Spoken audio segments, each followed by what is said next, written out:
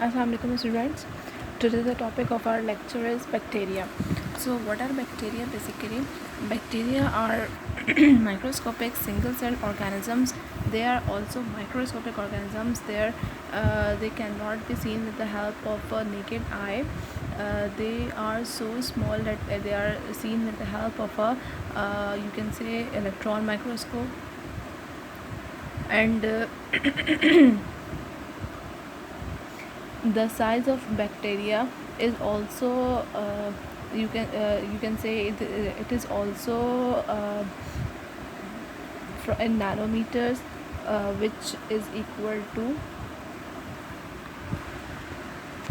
0.5 to 5.0 micrometers. It is not in nanometers, it is 0.5 to 5.0 micrometers in land.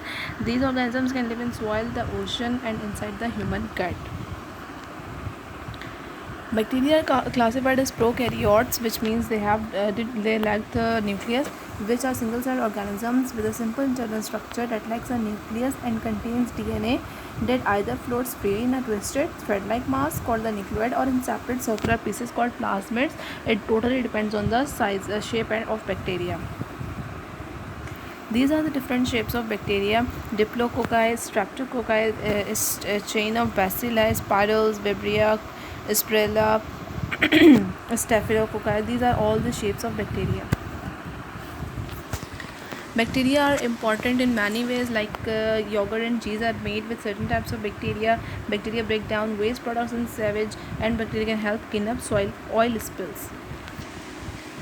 It is also very important for making medicines, they make antibiotics which used to kill bacteria and other microorganisms. Many antibiotics made by bacteria, like insulin breaks down and uses sugar and carbohydrates. People with diabetes do not make enough insulin.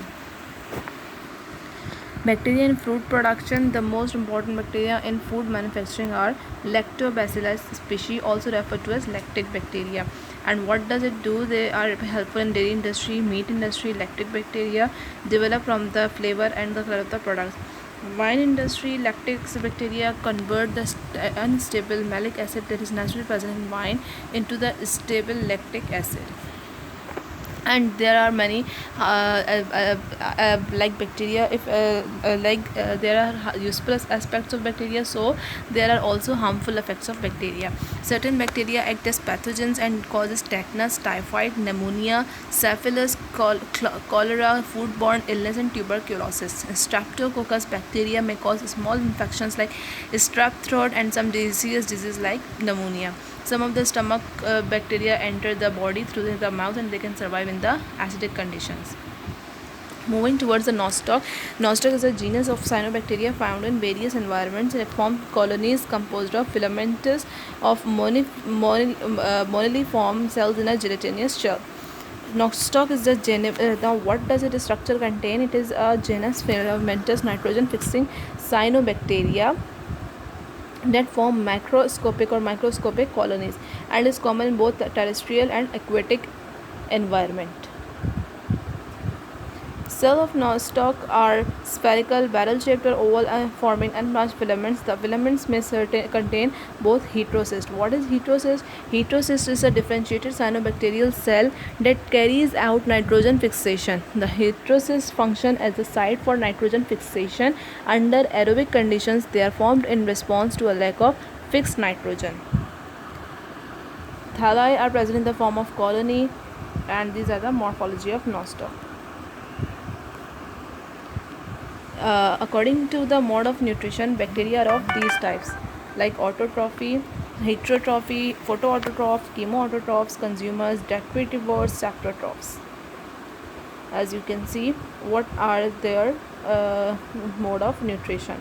Autotrophs, obviously they all made their food with by themselves, either with the help of a light. In that case they are known as phototrophs, and with the help of organic compounds they are known as chemotrophs.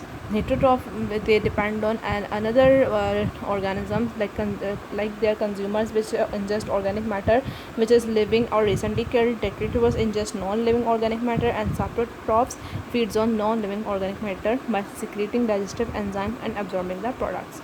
That's all for today's lecture.